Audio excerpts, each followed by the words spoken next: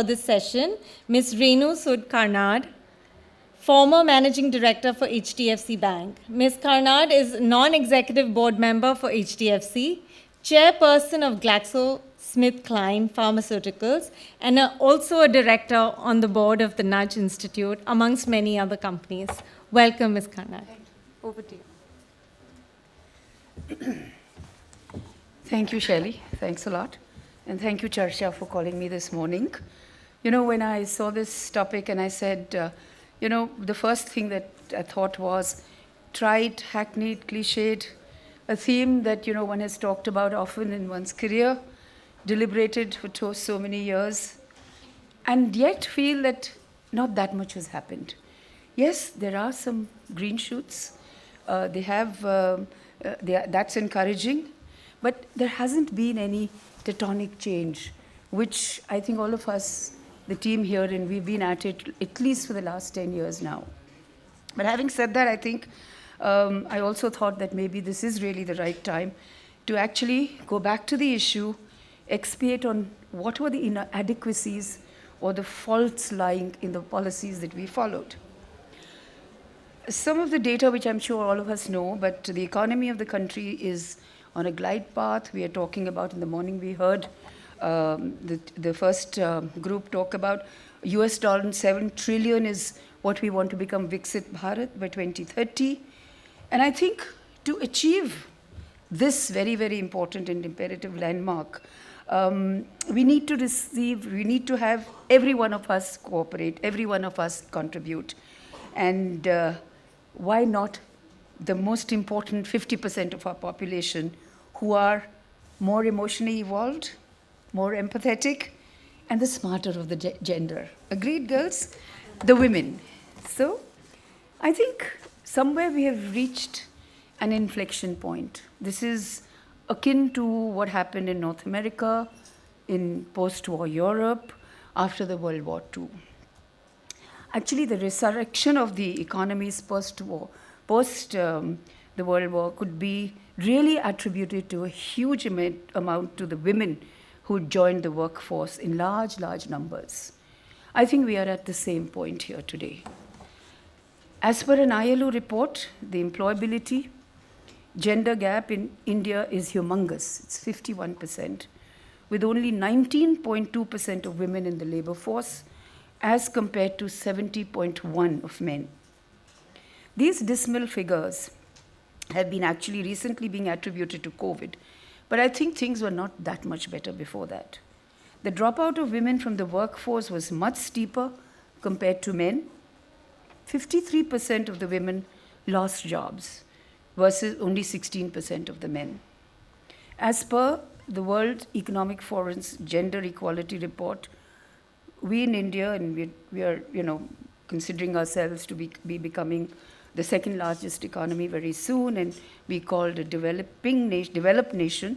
We are 135th out of 146 countries, behind even our neighbors like Bangladesh, Sri Lanka, and Nepal. The numbers are gloomy, but the positive is the opportunity is tremendous.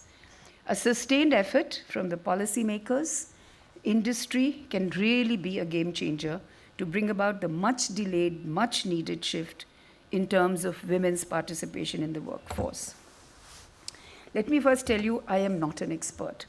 I come from what you might call the sector, where a lot of what I've done is very helicopter, mainly funding. I have done no research on the subject, but I have some insights which I'd like to share with you, gleaned from my experience of working in an NBFC, where we worked with women a lot. We worked with households a lot, because I worked for HDFC, which was a housing finance company, and we were lending actually to at least the lower middle income, if not the EWS categories. If I were to look at the IT and the BFSI sector that I'm familiar with, and we have people here from there, women's representation of 36% and 22%, as compared to 11% in manufacturing, is definitely relatively high compared to other industries. And my personal belief is that these encouraging numbers actually have to do a lot with high representation of women traditionally in leadership roles in this sector. You see, the finance sector has got so many examples of women leading it, and forget not just at the helm, but at the CXO levels, but even, in the next two levels, you see a lot of women there. They help other women feel safe, secure, and actually help them navigate the corporate minefields. I think sometimes it seems so trivial that why can't a woman handle a home and an office? You can't actually when you're very young. You can't when you're a young bride living with in-laws. You need that somebody older who's been through it, done it, to help you navigate, help you understand. I think that's so important. Some of the small things that women actually fall out of the workforce are really not big things. They're just little everyday niggling issues that they have, which can be managed if somebody was just to support them and tell them, it's normal, don't give up. Don't give up. I think that's the biggest message we women have to give to all the other women. They act as role models and mentors for young, aspiring women in the workforce. Hence, it becomes extremely important to have women role models at all levels. Regulatory infrastructure is in place in all sectors to increase women's participation, the creches that have been required by the government, all that has really helped. But to my mind, the most important aspect is to get women in supervisory roles and create an environment conducive for higher participation by them. I think the key here is empathy. I personally have taken calls for allowing colleagues to work half-time, that too remotely, much before COVID, much before COVID, because they had to choose between a caregiver, sometimes parents, in-laws, or pursuing a career. And I think just that 1 year, just that 6 months of holding that hand brought so many of them back. Honestly, not many of them actually ever took up that option because, of course, there was always a negative to it that if you worked half a day, you got half your salary. But it gave a lot of confidence and security to other women that such options were available and were not so easy to give up, which at times many of us, when we are very young, are. So I think some of these policies have to evolve into corporate policies going forward. And unfortunately, as it happens in India and in many other locations, some of these have to come as a policy from the government, like maternity leave. You have to give maternity leave. You don't have a choice. It used to be 3 months, it's now 6 months. So I think some of these changes, if we can nudge corporate sector to make, I think will help. I think the second most important lever is technology. There are countless examples of, if you see the ads, particularly the Amazon ads, of women actually supplying small things from their homes. Examples like women from hinterland sending their wares on Amazon to customers in North America, there are many. All these are true and exciting. But the two fundamental fault lines that I've observed here that need to be mended before we can harness the full potential of technology at our disposal is, first, the digital gap. According to data in the public realm, 33.3% of women have access to internet compared to 57% of men. In the BFSI sector, lots of back office work can be outsourced to women operating from 3 and 4 and even 5-tier towns. But the lack of access to internet, most importantly, hardware to access the worldwide net, is a major impediment. The problem is compounded by the fact that skilling and upskilling this cohort actually can only be cost effective if you're able to use the digital means of training. Otherwise, it just doesn't make sense for us to have training programs in 100 cities across the country. Hence, providing the digital infrastructure becomes top priority if we are to leverage technology. Actually, we came face to face with this quandary during the COVID pandemic. During the lockdown, when the entire staff was working from home, the staff all had laptops, they had computers at home, but the call center staff, not only girls, who were very eager to work from home, could not do so because of basically hardware, laptops, the internet bandwidth, coming from very middle class families. Most of it was reserved for the father of the education of a kid in the house or for the husband, right? Of course, HDFC was able to provide them with laptops and dongles because we were a corporate and we were spending the money. But imagine the single woman who's working without that big corporate behind to be able to actually raise resources to invest in this infrastructure. Therefore, I think with initiatives like the PM's Grameen Digital Saksharta Abhiyan, these have been undertaken to create the digital divide, to bridge the digital divide. But I think we as industry and the government need to work together to provide this infrastructure to the women. So we were earlier talking, can we have a part of the CSR funds allocated for providing cell phones, for providing internet connections, particularly for women. And I think even that 0.1% of the thousands of crores of CSR funds that are actually all over the place, most companies don't know where to invest, to spend them, I think would be a big beginning. So some policy change there. Thirdly, in my years in the corporate world, I've seen huge CSR monies being deployed fruitfully in different initiatives. And, these 2 days, you'll see how things have worked. So as I said, I've already talked about this actually. So we should really think of seeing whether to increase the participation of women across the sectors, including agriculture, SMEs, MSMEs.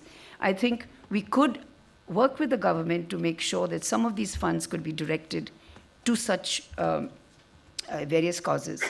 I think the moment that happens, and we all know enough data to show that once the woman starts earning, starts contributing, everything changes in a family. Education, they get more this thing about educating their children. They already are. Indians are so particular about educating our children. But health, family welfare, where the CSR monies are in any case going. So this will just sort of supplement what is already being done. I think this idea needs to be nurtured and consensus needs to be formed between policymakers and industry leaders. And I think only then we'll be able to make some transformative changes. I think we should use the nudge platform to actually be able to do that. We are working so closely with the governments and to push some of these reforms. And as one of the outcomes of this conference could be a paper that we present to them where we think things can work. I think for the time being, I have only that to say. I'd love to hear what the other panelists are going to be talking about. So welcome. Let's start with that. Thank you so much. Where should I sit?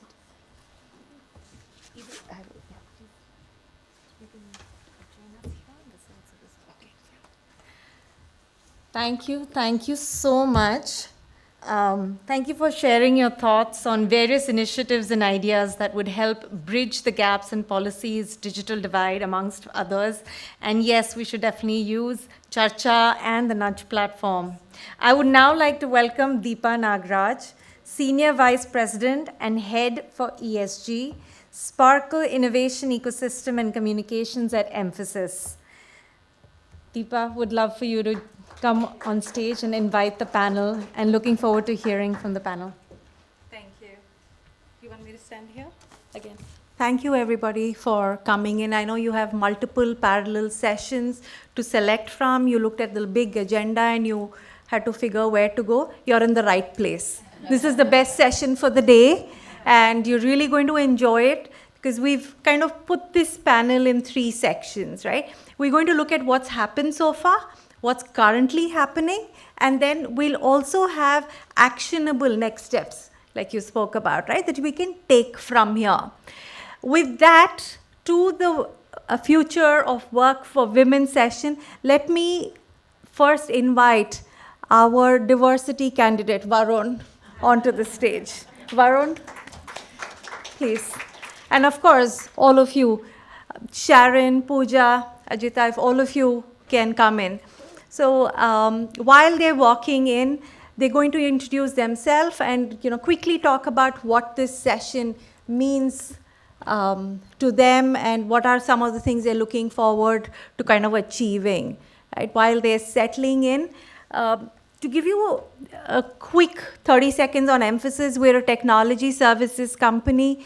I manage the innovation ecosystem for the organization, essentially, which means how do you take solutions to market? And I also manage public relations, communications. ESG is a piece of what I do. You must be wondering what I'm doing in a diversity piece, right? So for us, diversity is a horizontal, right? It's not an afterthought. My job is actually to figure out how do you not look at diversity as a retrofit and do that as a tick in the box exercise, because at the end of the year, you have to show your gender ratio. It's not that. For us, inclusion is all about culture, is about backgrounds, is about education, about people with access. So we work a lot with people with disabilities. So coming down the stairs, for those of you who have disabilities, I'm really sorry about this, that we'll make sure that next time onwards we'll be in a place that is more accessible than this. Our apologies, right, for all the pain that has caused. But with that, Varun, why don't we get started with you? If you want to talk about yourself, introduce yourself and what this panel means. Yes. Hi, good afternoon. I'm co-founder of Urban Company or Urban Clap. I hope many of you have used our services. We have a pretty large service partner workforce that comes to your homes, over 60,000 strong across the length and breadth of the country. And of this, more than 15,000 are women, because we provide a lot of services to women by women. And in this process, we've learned a ton of how to get women service professionals to join us, to be happy and to stay with us. So happy to share that through this session and ideas for the rest of the ecosystem that can push these numbers further. I would love for more than half of our service professionals to have been women. That's a goal we are chasing in the future. Thank you. Thank you. Thank you, Varun. Ajaita, if you want to introduce yourself.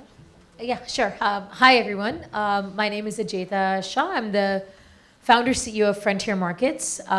We have been working in India I've been working in India for 2 decades, and my company has been in India for over a decade with one very clear mission. It's about how do you drive access to services into rural villages at the last mile, and doing that with a lens that really provides a perspective which is very gender inclusive. So we look at trying to understand how do you obsess over the needs of rural families and then provide those solutions more effectively. Our journey has been the best way to do that, the best way to win hearts and minds of rural people is through women. We believe women are at the center of influence, they're the center of power, and they're the center of change. And so today we've invested in about 40,000 rural women entrepreneurs who use our technology platform to facilitate services to over 1 million families now in everything. So 100 million solutions driving in rural areas in Rajasthan and UP and Maharashtra. But just reflecting on Renuji, what you said, and I think that was also the point of our entry, is that I couldn't agree with you more around balance. And thinking about the work that we've done with rural women, these are women that were married at the age of 14. Today they might be 20, 25, but the reality is they have to take care of their families, they have to take care of their farms, they have to take care of 100 other things. So how do you design income opportunities for women that enables them to do it all? And really recognize that they can't travel then everywhere. They only have 2 to 3 hours a day. So how do you curtail that reality? One way is to change policy, but the other way is also to design differently. So that was one thought. And the second one was, of course, on tech. No question. I think looking at rural India's transformation, it's a no-brainer that today with internet connectivity and digital opportunity, the divide is still massive. And how do we start thinking about bringing in that tech and that digital divide in a different way, but also proving that if women have hands, if they have technology, how can they use that to serve a business purpose that will be very efficient? So looking forward to having that conversation as well. So thank you. Thank you, Ajaita. Thanks. My name is Sharon. I'm from Lead at University. A lot of our work is in the domains of action-oriented impact, etc. We're known through the IFMR ecosystem, the old IFMR, which merged into the whole Korea ecosystem. Having been incubated by entrepreneurs, industrialists, and financial people like Mr. Vagul, who recently passed away. One of the dear person I met 16 years ago, I felt like one of my own father passed away when he passed away. A lot of our work has been understanding, how people make a living in India. What are these small businesses about? How do you integrate finance? So the first 2 years, I've mapped India. I can tell you everything to know about pawnbrokers, money lenders, chit funds, how they work in auction.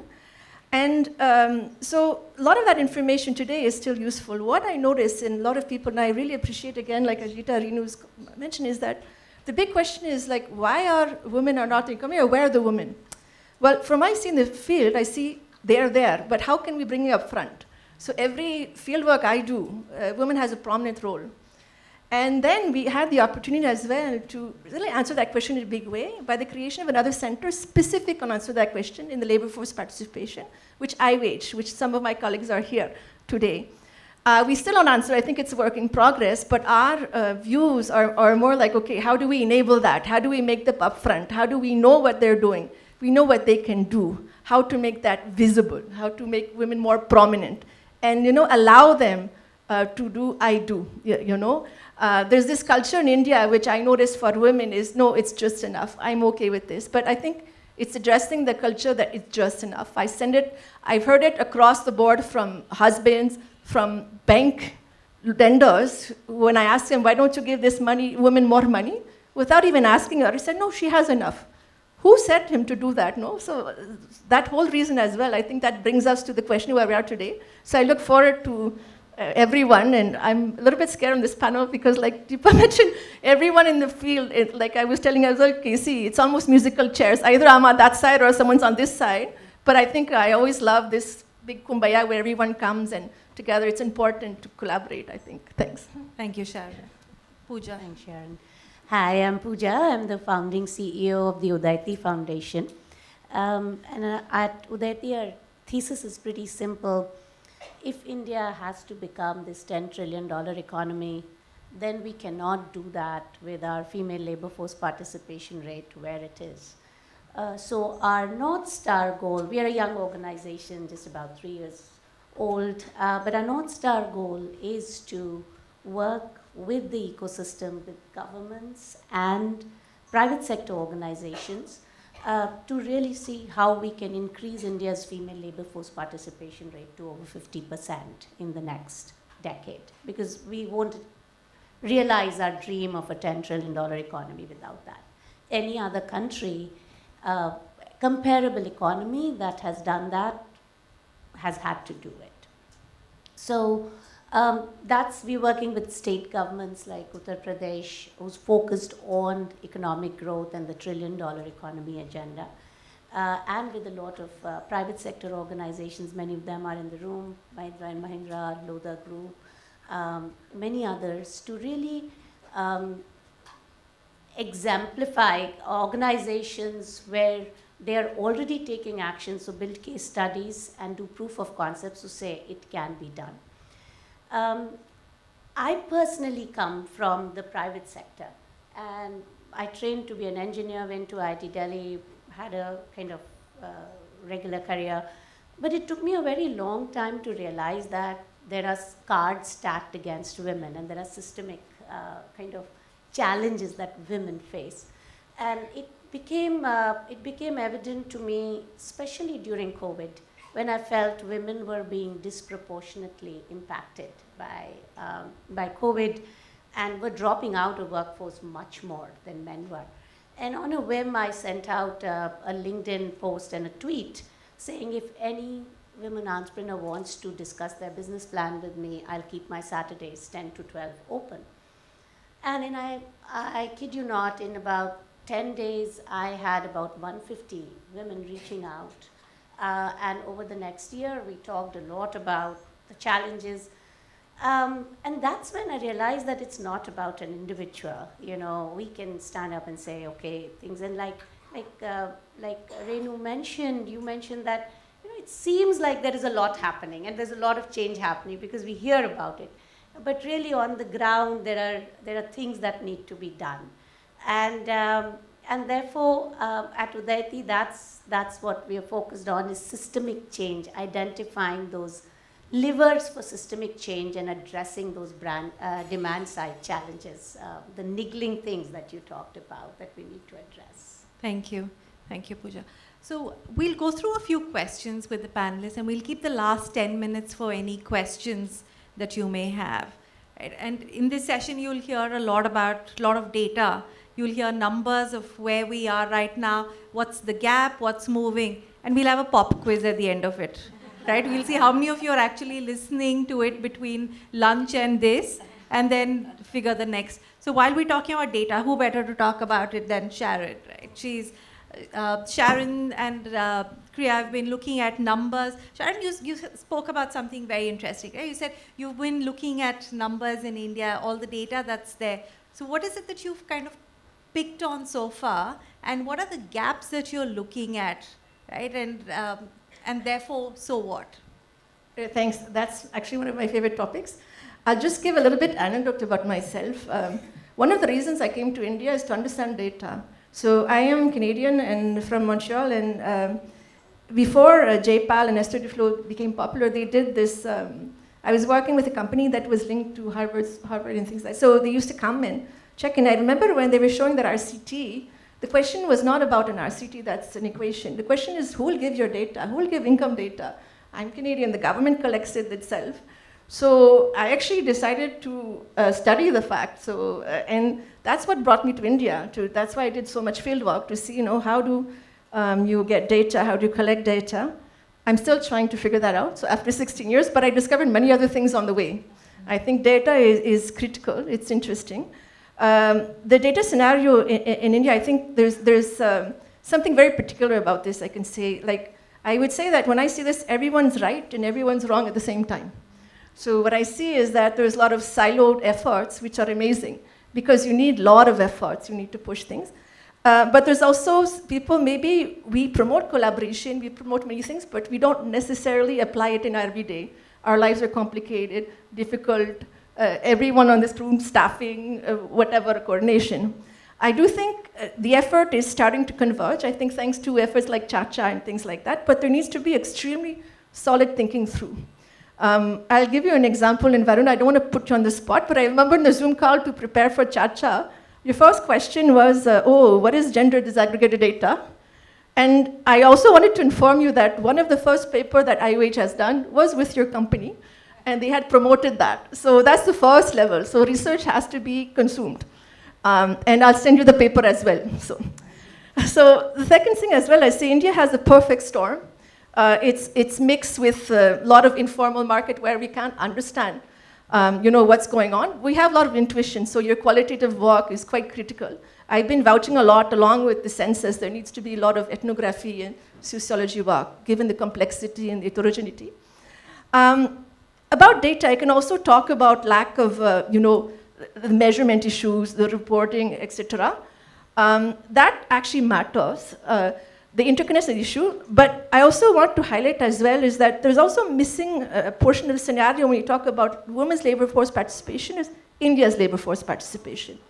So, and how do women fit in that? So, I would say from a gender perspective, I think probably both gender. There's an employment crisis in India where I feel that, merging all of our data where everyone is right, along with the scenario in India, I think will actually help achieve what Renu had mentioned. So the big question that are missing, and that we can easily connect with all the data we know about time use and things like that, and even I think the Nudge had prepared an excellent paper brief, was extremely well documented, mostly from the user ground perspective, is that looking at the crisis today.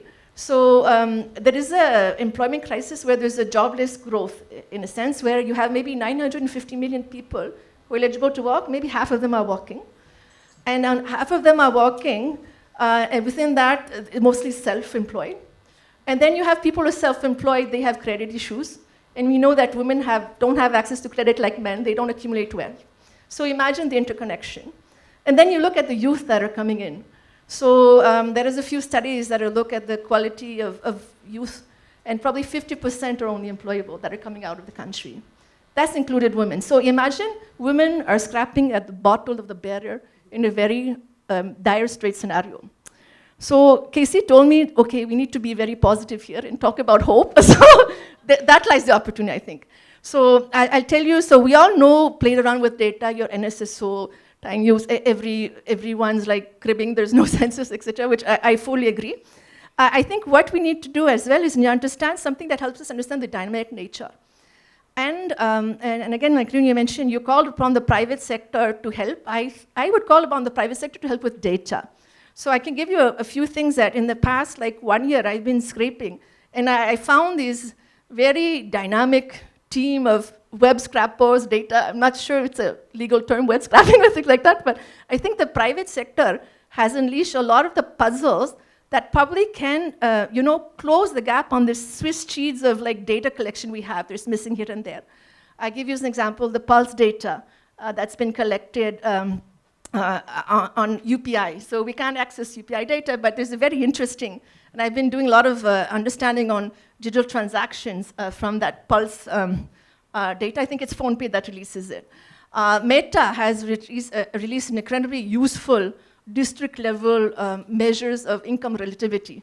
So, instead of going to the census of 2011 to understand population, and I can name you several others, and some of the stuff, I have my team was 100% looking at that because data is the key to understand this complex scenario, and they come up saying the data is there, it's just not in one format. So I sat down to explain to me, and I was amazed by my own team to say, okay, you have to look at all of these websites and get that one in the corner. So I think there's scope to understand AI in understanding, how can you optimize that? Because I think you need many solutions. You, of course, need to have your government surveys, your representativeness, etc. But I do think that you need to be innovative in the way where data sources and corporates, actually, the more they see, a lot of them are, not of them all are open, but some of them are very keen to share, as long as, let me know how I can help, etc. So I would vouch to look at where those sources is. I also think we need to understand the dynamic nature of work. The heterogeneity of India needs to be integrated much more. We tend to understand things in a static way. I'll tell you, we did a lot of work with self-groups, collect data, what do they do? But we don't understand where they're going to go. So we assume that it's like, okay, they do it in a group, and where do they graduate? Where is that level of dynamic nature to understand transition flows? Even if it's a very small one at the beginning, we need to start somewhere. So I'll stop here because I can talk about data a very long time. So I think the positive thing is that there's many things that can be done. I think it's just being a little bit creativity, merging different sources, and actually, like the event today, collaborate and share resources. And Varun, I'll just send you that paper, like I mentioned. Yeah, great, thanks. Thank you, Sharon. Pooja, you spoke about the entire piece of how you're leveraging, let's say, the work that you're doing in UP or anywhere else, right? With this complex scenario of data where there is either duplication or lack of it or everything else, if you have to use data to be able to analyze, or many of them here must be using some form of data, right? How do you leverage data or the lack of it in what you do, right? Especially if you're trying to be a catalyst. Yeah. So I'll echo what Sharon talked about and will not dwell on that. I think data is the bedrock for any decision making, and for such a complex issue, we just need data. The good news is that it is available because of technology being used and because of the digital public infrastructure, but it is fragmented and siloed. So I'll give two examples. On the private sector side, to your point about silo, right? NSC-listed companies are bound by compliance to put their data out in annual reports and BRSR reports. Now, it is all scattered. So what we did was we took 2,000 annual reports of NSC-listed companies, created a dashboard out of it, and now we have a picture of what does that look like. So we know across these 2,153 NSE-listed companies, women's workforce participation is 19%. And we can do it across 23 sectors. So when you look at the sectors, health comes at 45%, and then IT at 34%, consumer services at 31%, and so on. But there is a very long tail with single digit, construction, realty with 2%, 5%, 8%, right? And now that we are at that stage, we need to go a layer or two deep to identify what works in each sector. So now sector by sector, we say, okay, if our North Star goal is to increase female labor force participation rate, we are saying, okay, in these 2,100 companies, can we increase the number of labor force, a number of women in these sectors to X to get to 30% representation from 19%. So today we are at 19%. So we've launched this program called Close the Gender Gap 30 by 30, getting to 30% participation in NSE-listed companies by 2030. And identified 8 sunrise sectors where the job growth is going to be there, because that job growth is important. If job growth's not happening, then basically you're replacing men with women, and that will lead with all sorts of challenges. But as we are looking at growth, can we actually remove those demand-side barriers to have more women come into the workplace and retain them and advance them and create pathways for return to work? So that's one example. On the government side, similarly, this data is sitting with different line departments. So in UP, what we did was we did a landscape analysis of almost 100 plus schemes that impact women and women's employment, and collected data from almost 22 line departments, because gender cuts across every department, and essentially created a map, a data map, and say, where are the holes? And in many cases, data is being collected, male, female, it's just not being represented. So you can't make decisions based on that. So there is a step required to be able to kind of create that dashboard which is usable for the decision makers. And that's what our next phase of work there is. So I'd say data is critical, but we can't just keep sitting and harping if data is not there. We just need to start working with the data and also open avenues where more data can be available. So now when we look at, say, the next stage, which is the medium-sized industry, MSMEs, we're trying to see if we can get the EPFO data, which will just then give us a picture for medium-sized industries as well. So that's a broad approach. Thank you. Thank you, Pooja. While I was sitting here, I just had this moment of epiphany. Right?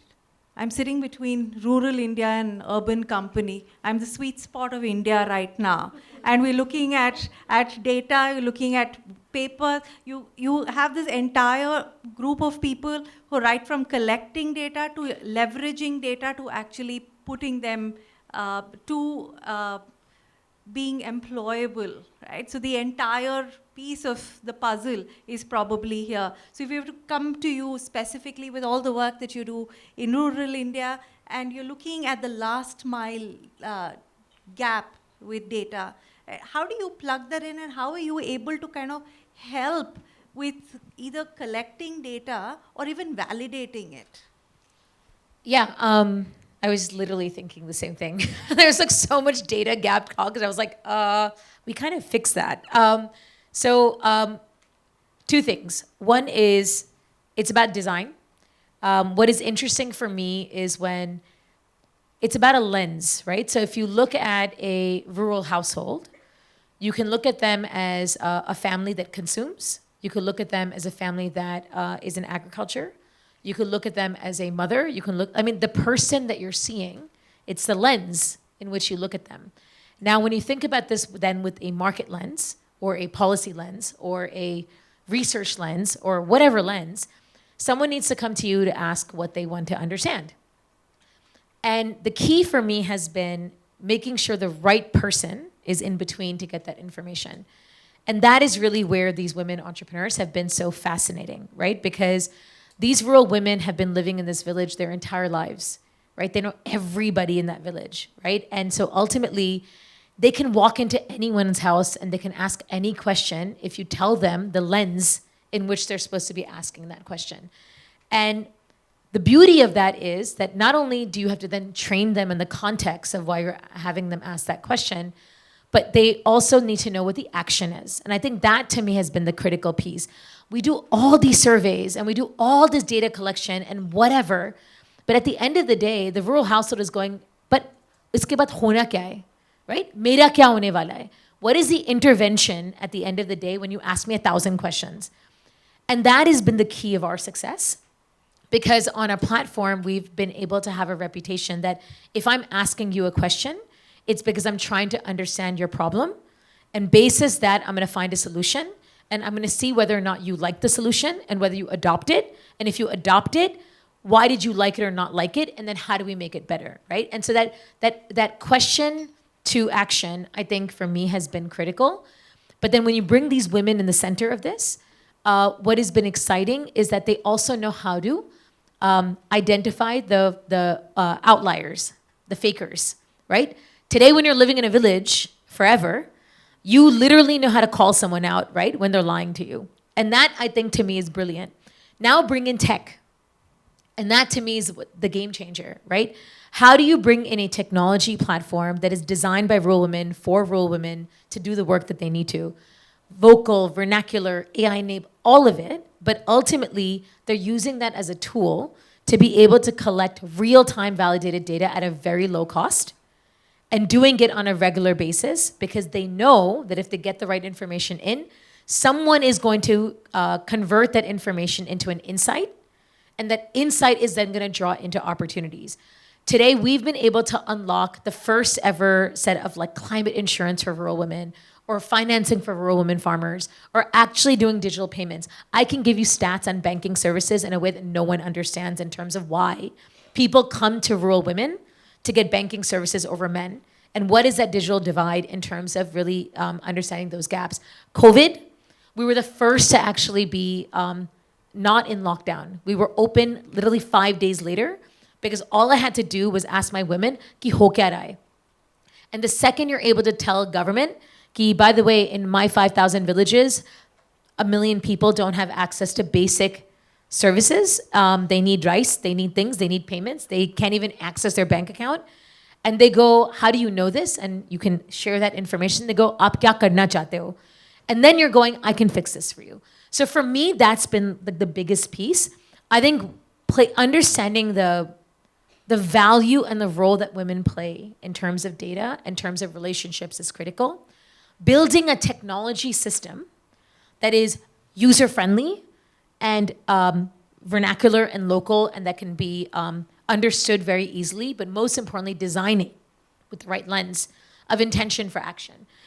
That is why today our women today, we sit on a platform with over 100 million data points. I'm able to cross-check UPS LRM's data, knowing that there's irrelevant data or outdated data, frankly speaking, that makes no sense. And so there's an opportunity in my mind where you can bring in women, technology, and system to make that happen. But also think about this on a market lens perspective. And of course, it's going to come to Varun next. And so curious to know your take on this. But can you imagine what happens when Nykaa has no idea that like women are actually buying their products in rural villages? Like they have no idea. They're like literally, these are women that are running cosmetic shops, that are buying things from Banaras distributors, but there's no trail in understanding. Can you imagine what happens when a Unilever realizes that the reason why they're not beating Ghadi detergent is not because of price, but it's actually because of reach? I mean, these are insights. And these insights are massive to create market opportunities, which makes these women, the technology, and rural India become extremely lucrative as an unlocked opportunity for finance, business, and systems. Looking at this from the finance lens, where's the $500 million market to then unlock the $10 trillion of finance? It's rural India. But if we don't understand rural consumers or don't understand transactions of rural businesses, and we don't have any track records, We keep saying it's hard to finance these people. It's not true at all.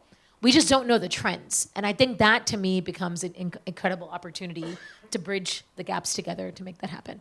Absolutely. I mean, I think this is very well said, right? Most consumer brands, if you see ads as well, you'll see urban women in urban setting using a lot of these products that you spoke about, right? But from coming to you, Varun, thank you so much for patiently waiting while all the women hog the limelight, and they speak a bit too much, but it's okay. It's all relevant data. Disagree. It's all relevant information. I disagree with that statement. Yeah. So you said, no, but it's all relevant. Agree. So when we're talking about the entire supply chain, right, for urban company, using the data that you have, do you see any gap in employment of women with the data that you have?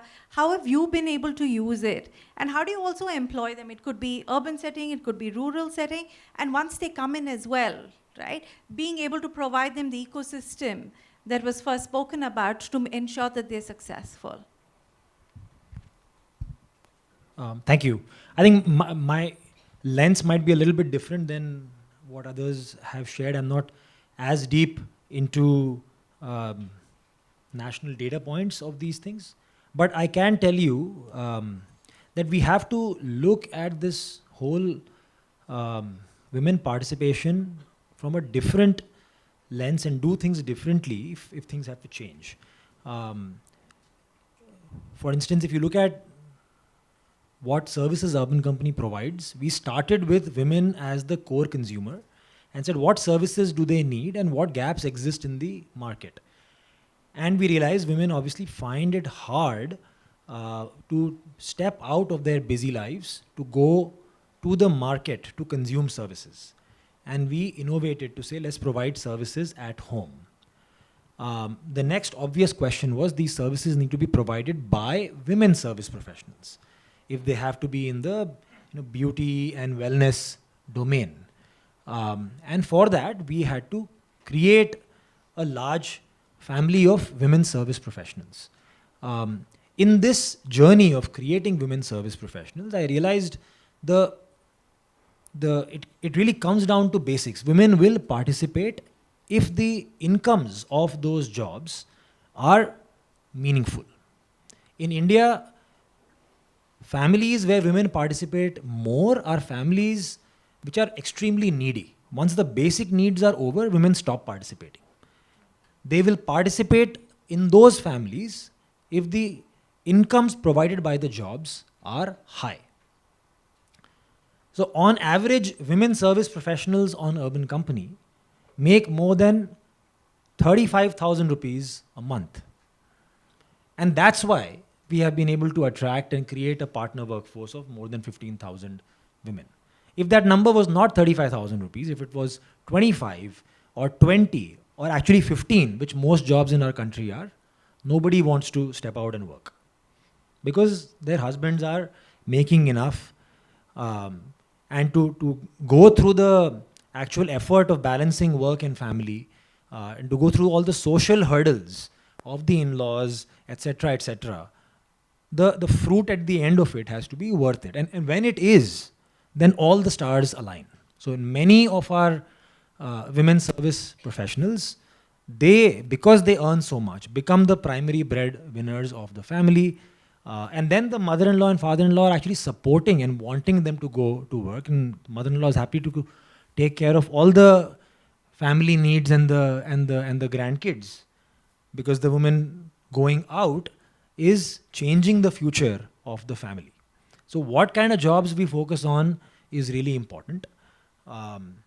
Then it comes to all the support that they need to be given. So the income needs to be high enough, but along with that comes a whole slew of capabilities and enablements that companies need to provide. So for example, we run a lot of skilling centers to train them on these sector-specific skills. Now the government runs a very large national skilling program, but the women participation in that is also very low.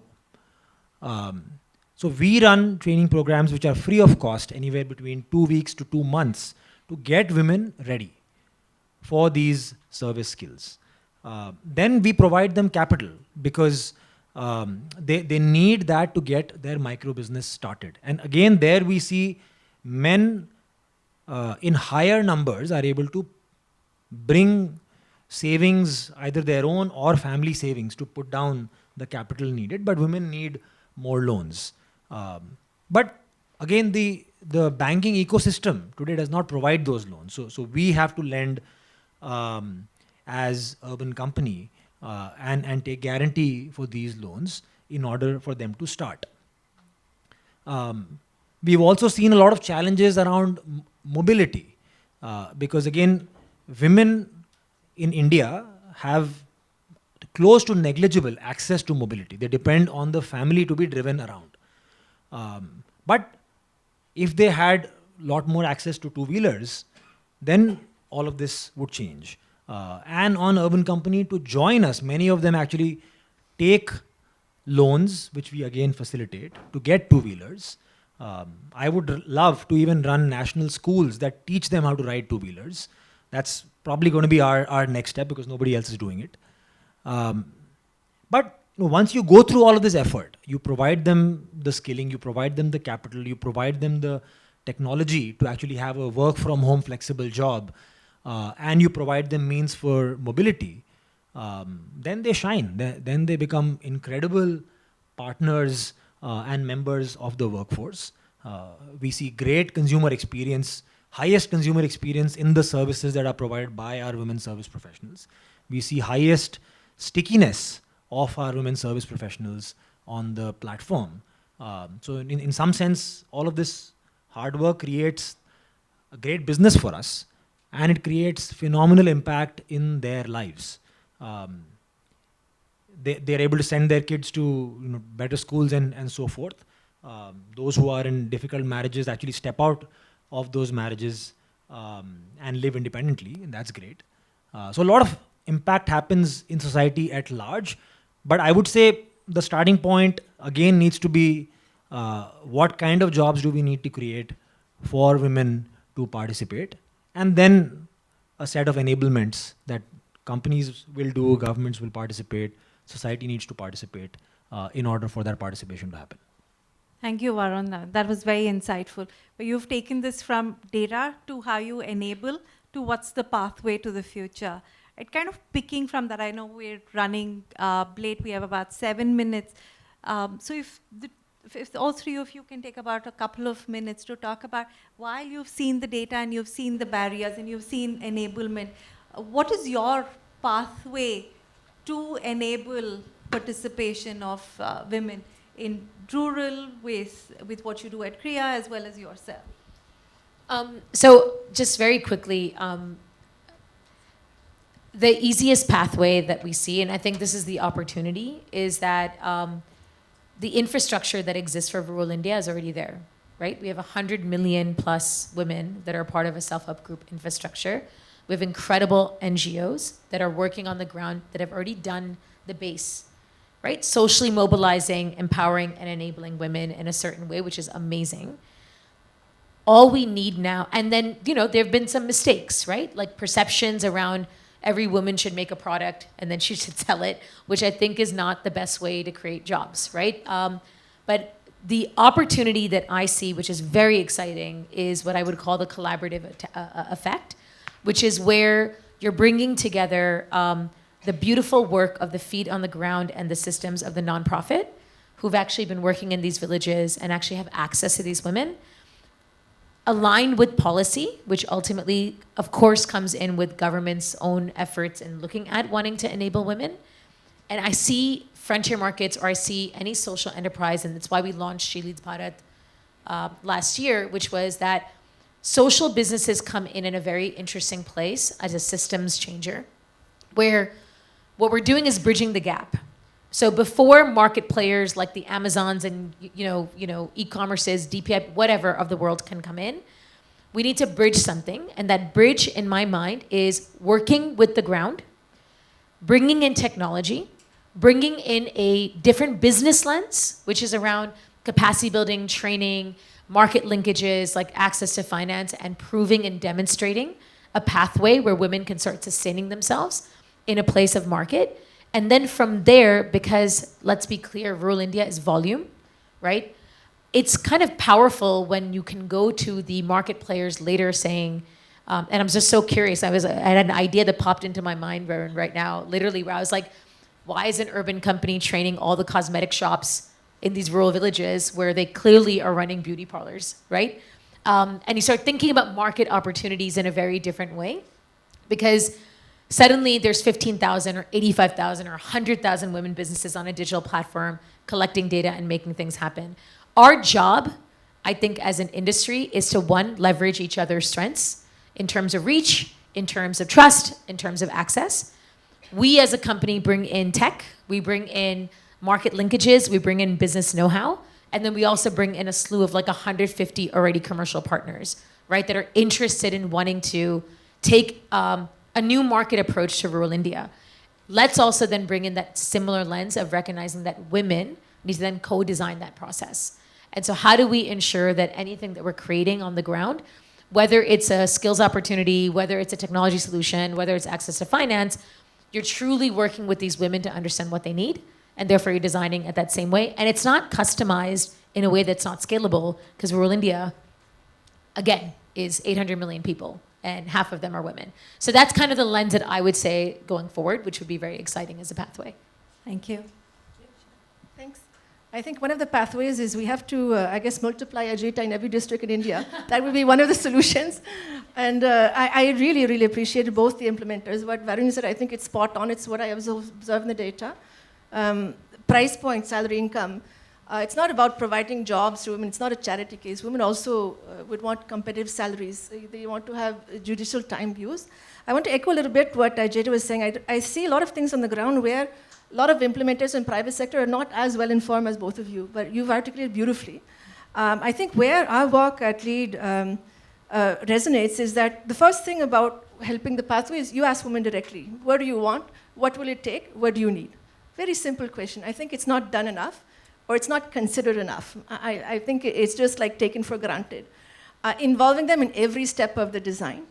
Allowing them to have like really good jobs, like you said, and I think Ajaita articulated well. And then I think that's where researchers and organizations like ours come into point.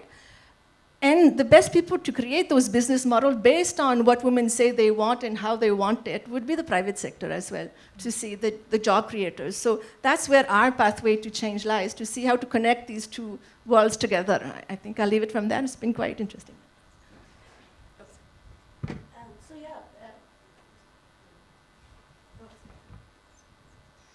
So I think redesign is a big pathway at this stage, and the time is right. If you look at the future of work today, there are two big transformational shifts happening. One is on the technology side, which is with generative AI. A lot of the jobs are under threat, changing, form is changing. But there is a second shift, which is not as often talked, which is we are getting ready to live up to 100 years, the longevity shift. And that gives us a huge opportunity to redesign the work lives. So I'll take an example in the urban formal sector setting. We view our careers from the perspective of three-stage life: educate, work, retire. 75 to 80, you die. A child who's born in 98 now will be living up to 100. So then you are looking at a fourth-stage life. And, women's career trajectories have been different from men's in that way, because all research points that women go in and out of the workforce multiple times. I think just over 3 times is what the average says. So these career trajectories could be extended beyond those 30 years. So what that means for the private sector is really create strong return to work pathways. And while there has been work done, it is a difficult thing to do. And when I was hearing Varun talk about all of what you have had to do in order to really get a woman to a stage where they are economically independent and running their household, it does take a lot of effort to fight against some of these entrenched social conditioning, biases, socioeconomic barriers that women face. On the rural side, what we see is while women are ready to work, there are organizations who have jobs, who want them to do the jobs, but there is still that mismatch between that demand and supply because women are not ready to travel as much. So the jobs have to go to where the women are, and that's a big problem. And we can now use technology, infrastructure to make both of those happen, right? In UP, for example, we are working with a few organizations to say, how do we leverage some of the job platforms to build APIs for existing jobs in that area? Also, as we are building infrastructure, new infrastructure in industrial corridors, why doesn't the master plan include childcare facilities and working women's hostel?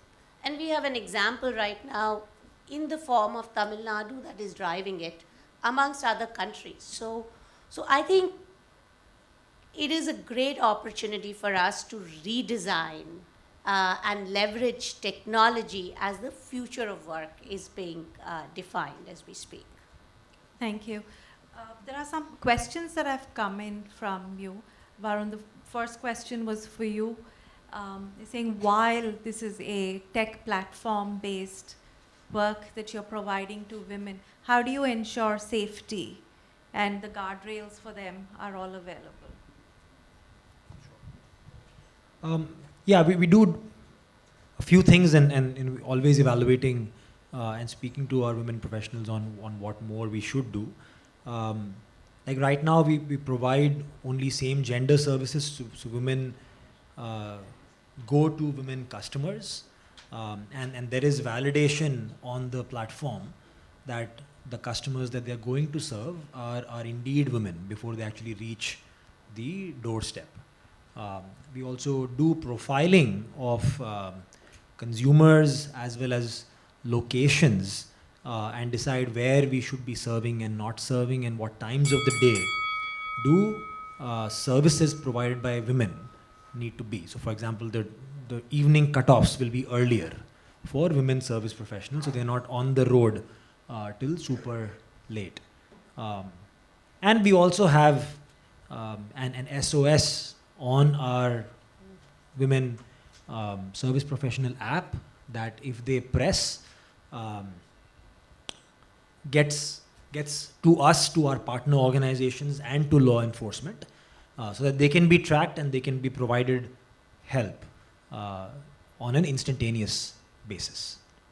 Not something that gets used, but does give them the peace of mind that they're being tracked and they're being looked after. Thank you, Varun. There are a few more questions that have come up on safety mechanisms, all the bells and whistles in place. There's some on data. I'd probably, I know the bell's gone up twice already. In the interest of time, so in the interest of time, if you can reach out to any of us, we'd be happy to help respond to your questions. Is LinkedIn the best, or wherever else that you know you can reach them? Please reach them, ask them these questions. Before we kind of end, Casey, I'd like to invite you to kind of talk about some of the things that you've done so far. And Casey has a surprise video for us. I think if you can just run the video and we can speak after that. No, please stay there.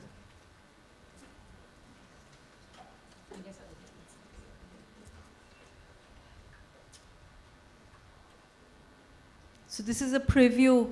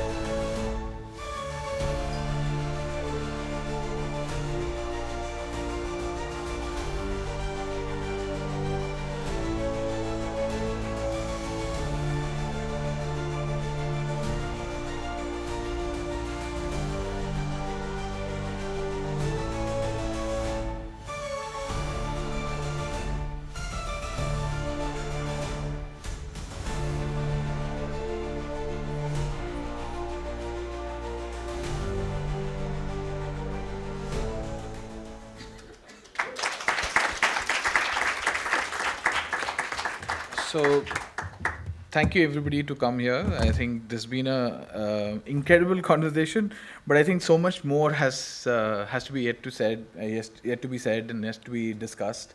We were very short of discovering a new language of actually explaining how we need to talk about solutions. And I think all of you kind of edged out that I think the norms and the conversation and the language that we've been using in service of labor force participation rate is just not cutting it.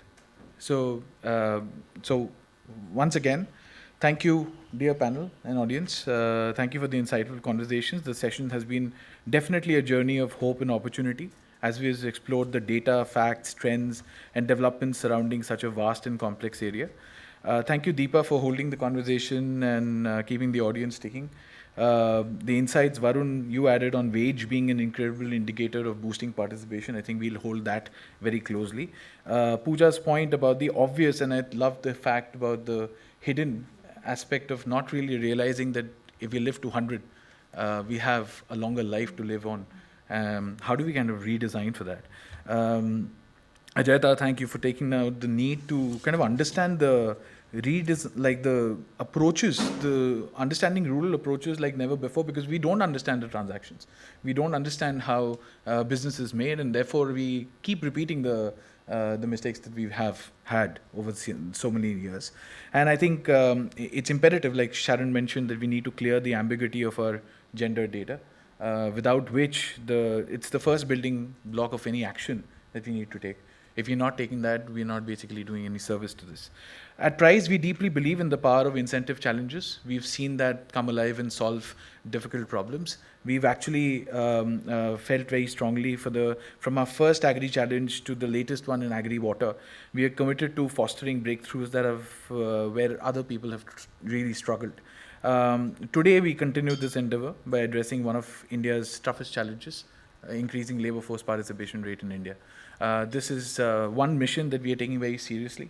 All of these three themes that you basically looked at will translate into 5 missions. Each of those will be, we hope, groundbreaking challenges in the service of using philanthropic capital as, as booster to basically kind of get the rural markets the change that we need in the workforce.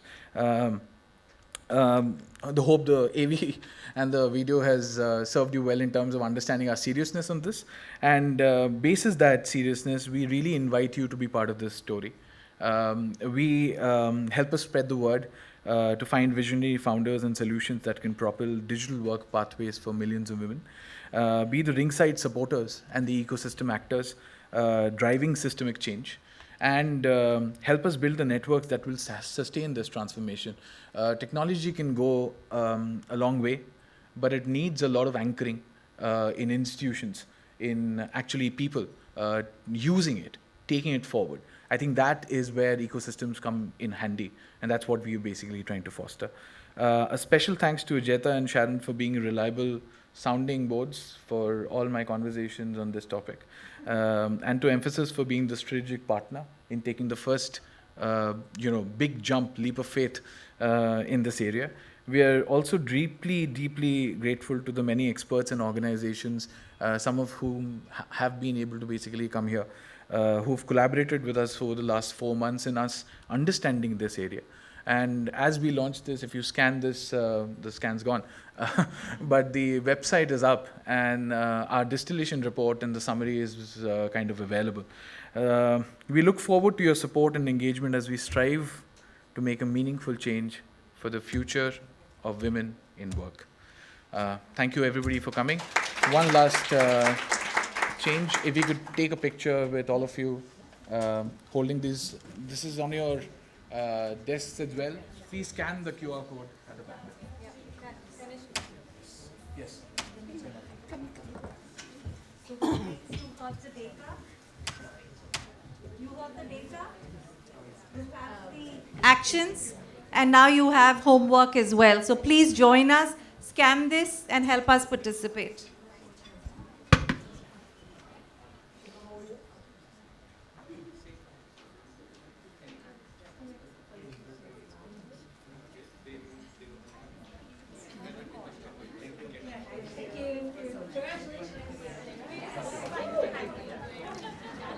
Thank you.